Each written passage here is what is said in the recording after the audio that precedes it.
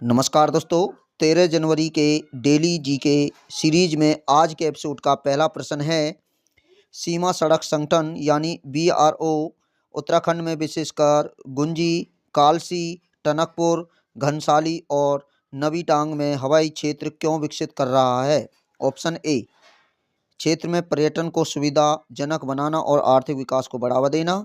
Option B, रक्षा उद्देश्यों के लिए रणनीतिक ओली जोटीमठ मार्ग को मजबूत करना। ऑप्शन सी, उत्तरी क्षेत्र के विभिन्न राज्यों के बीच कनेक्टिविटी बढ़ाना। ऑप्शन डी, उत्तराखंड में बढ़ती यातायात भीड़ को संबोधित करने के लिए। तो इस प्रश्न का जो उत्तर हो जाता है वो होता है ऑप्शन बी, रक्षा उद्देश्यों के लिए रणनीति ओली जोटीमठ मार्ग को मजबूत बनाने के लिए उत्तराखंड में 5 हवाई अड्डे जो गुंजी, कालसी, टनकपुर और घनसाली और नवी डांग में हवाई अड्डों का निर्माण किया जाएगा। तो नेक्स्ट प्रश्न है, सीमा सड़क संगठन की स्थापना कब हुई और इसका प्राथमिक उद्देश्य क्या था? ऑप्शन ए, उत्तर और पूर्वोत्तर सीमा क्षेत्रों में सड़कों के विकास में तेजी लाने के लिए वर्ष 1960 में स्थापना की गई। ऑप्शन बी, सीमा पार व्यापार को बढ़ावा देने के लिए प्राथमिक उद्देश्यों के साथ वर्ष 1950 में स्थापना की गई। ऑप्शन सी, दक्षिण राज्यों की बुनियादी ढांचे की जरूरतों को पूरा करने के लिए वर्ष 1970 में स्थापना की गया। ऑप्शन डी, पहाड़ी इलाकों में शहरी विकास परियोजनाओं पर ध्यान केंद्रित करने के लिए वर्ष 1980 में स्थापित किया गया। तो इस प्रश्न का उत्तर जो होता है वो होता है ऑप्शन ए, उत्तर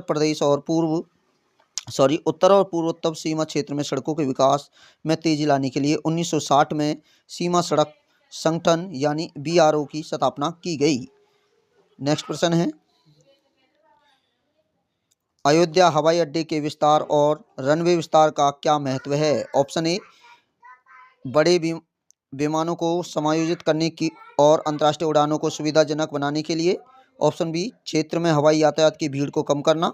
ऑप्शन सी, घरेलू उड़ानों के लिए एक केंद्र के रूप में कार्य करना। ऑप्शन डी, अयोध्या में पर्यटकों को बढ़ावा देना। तो इस प्रश्न का उत्तर हो जाता है ऑप्शन ए, बड़े विमानों को समायोजित करने और अंतर्राष्ट्रीय उड़ानों को सुविधाजनक बनाने के लिए।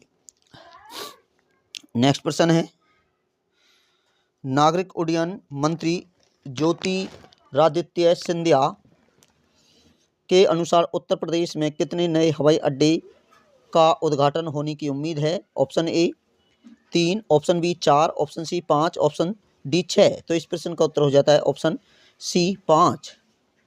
तो उत्तर प्रदेश के आजमगढ़, याद रखना ये 5 हवाई अड्डे कहाँ का बनने वाले हैं? आजमगढ़, अलीगढ़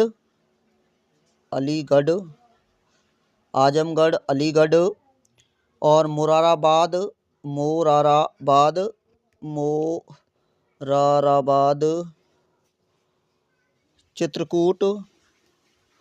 चित्रकूट और श्रावस्ती में हवाई अड्डे बनाए जाएंगे। और इन हवाई अड्डों को मिलाकर अब उत्तर प्रदेश में कुल 19 हवाई अड्डे बन जाएंगे। तो 5 हवाई अड्डे बनाए जा रहे हैं उत्तर प्रदेश में, आपको बता चुका हूँ। आजमगढ़ में है, अलीगढ़ में है, मुरादाबाद में है, त्रिकुट में है और श्रावस्ती में। इसके साथ उत्तर प्रदेश में 19 हवाई अड्डे हो चुके हैं। सर्वेक्षण पुरस्कार 2023 समारोह के मध्य प्रदेश के मुख्यमंत्री मोहन यादव को पुरस्कार किसने प्रदान किया? ऑप्शन ए, प्रधानमंत्री नरेंद्र मोदी। ऑप्शन बी, भारत के राष्ट्रपति द्रौपदी मुर्मू। ऑप्शन सी, आवासन और शहरी कार्यों के मंत्री। ऑप्शन डी, मध्य प्रदेश के राज्यपाल। तो इस प्रश्न का उत्तर हो जाता है इस प्रश्न का जो उत्तर है वो है ऑप्शन बी। तो सर्वेक्षण पुरस्कार 2023 ये दुनिया का सबसे बड़ा सर्वेक्षण पुरस्कार है।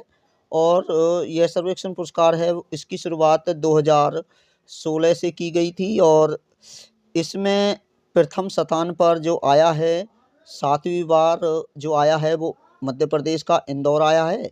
इंदौर इसमें पहले स्थान पर आया है, 7वीं बार आया है, ध्यान रखना। और नेक्स्ट प्रश्न है, स्वच्छ सर्वेक्षण 2023 में किस शहर ने इंदौर के साथ सबसे स्वच्छ शहर का खिताब साझा किया है? Option A Surat, option B Bhopal, option C Jaipur, option D Chandigarh. तो इस प्रश्न का उत्तर हो जाता है ऑप्शन ए सूरत। इंदौर और सूरत दोनों प्रथम स्थान पर आए हैं स्वच्छ सर्वेक्षण 2023 में। अब मैं आपको कुछ हरियाणा का डाटा भी बता देता हूं कि स्वच्छ सर्वेक्षण में हरियाणा में की जो पोजीशन है वो 2021 में तो रही थी दूसरे स्थान पर, लेकिन 2023 में इसकी पोजीशन जो रही है वो 14वें स्थान पर रही है। राज्यों की बात करें तो हरियाणा का जो राज्य है, पड़ोसी राज्य है पंजाब इसकी जो पोजीशन है वो 7वें स्थान पर रही है और इंदौर और सूरत पहले स्थान पर रहे हैं। और आपको कुछ और डाटा मैं साझा करना चाहूँगा कि हरियाणा राज्य स्टेट में बात करें, हरियाणा के राज्य स्टेट में बात करें तो हरियाणा का रोहतक और गोहाना स्वच्छ सर्वेक्षण में पहले स्थान पर आए। और एक और बता देता हूँ मैं हरियाणा के अंदर एक और मैं आपको बता देता हूँ, हरियाणा के अंदर स्वच्छ सिटी, याद रखना, स्वच्छ सिटी का जो खिताब है वो जीता है सोनीपत ने। आप चैनल को बिल्कुल सब्सक्राइब कर दीजिए और वीडियो को लाइक कर दीजिए, कमेंट कर दीजिए। नेक्स्ट प्रश्न है, भारत में बाल विवाह पर लेसेंट अध्ययन के अनुसार निम्नलिखित में से किस राज्य ने सामूहिक रूप से लड़कियों में बाल विवाह के कुल बोझ के आधे से अधिक का योगदान दिया है? Option A Karnataka, Gujarat, Rajasthan, Orissa. Option B Bihar, Paschim Bengal, Uttar Pradesh, Maharashtra. Option C Tamil Nadu, Kerala, Andhra Pradesh, Telangana. Option D Assam, Jharkhand, Haryana, Punjab. तो इस प्रश्न का जो उत्तर हो जाता है वो निकल आता है ऑप्शन बी बिहार, पश्चिम बंगाल, उत्तर प्रदेश और महाराष्ट्र। अब हम लड़कियों के बाल विवाह में कुल बोझ का आधा बिहार का जो योगदान रहा है, बिहार का इसमें योगदान रहा है 16.7, याद रखना 16.7% बिहार का रहा है। उसके बाद करें पश्चिम बंगाल का 15.2% रहा है और यूपी का 12.5% रहा है और महाराष्ट्र का 8.2% रहा है। और बाल विवाह के बोझ को कम करने के लिए यह योगदान दिया गया है तो सबसे ज़्यादा बिहार का है, मैं आपको बता चुका हूँ 16.7। तो इस प्रकार हमारे प्रश्न का उत्तर जो निकल कर आता है वो होता है ऑप्शन बी।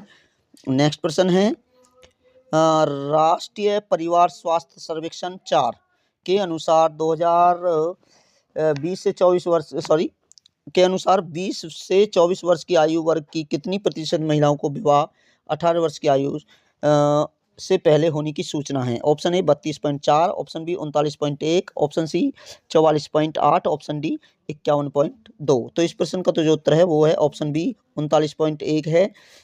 इनकी जो आयु है वो उनकी शादी विवाह 18 वर्ष से पहले हो जाती है और 18 वर्ष से पहले इनकी शादी हो जाती है और 5 में से 2, याद रखना 5 में से 2 किशोर को उनकी उच्च शिक्षा से पहले ही उनकी शादी कर दी जाती है। 5 में से 2 लड़कियों की उच्च शिक्षा ग्रहण करने से पहले उनकी शादी कर दी जाती है।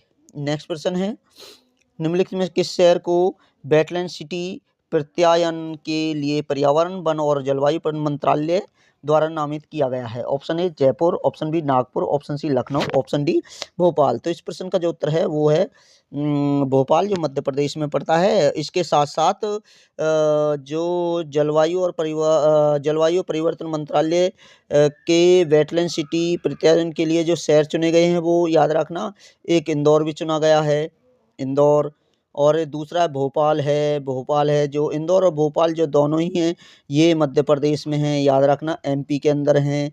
और राजस्थान का एक शहर है जिसका नाम है उदयपुर, मैं लिख देता हूँ यहाँ पे उदयपुर जो राजस्थान में पड़ता है, उसे भी शहर वेटलैंड सिटी प्रत्यायन के लिए पर्यावरण मंत्रालय द्वारा नामित किया गया है। आज के एपिसोड में इतना ही। आपको वीडियो अच्छी लगी तो वीडियो लाइक करें, चैनल को यदि आपने सब्सक्राइब नहीं किया तो जल्दी सब्सक्राइब कीजिए, बेल आइकन को जल्द दबाइए क्योंकि हम प्रतिदिन इस प्रकार के प्रश्न लाते रहते हैं। और इसके साथ साथ आप हमारी वीडियो को लाइक ज़रूर करें, कमेंट करें, शेयर करें। जय हिंद, जय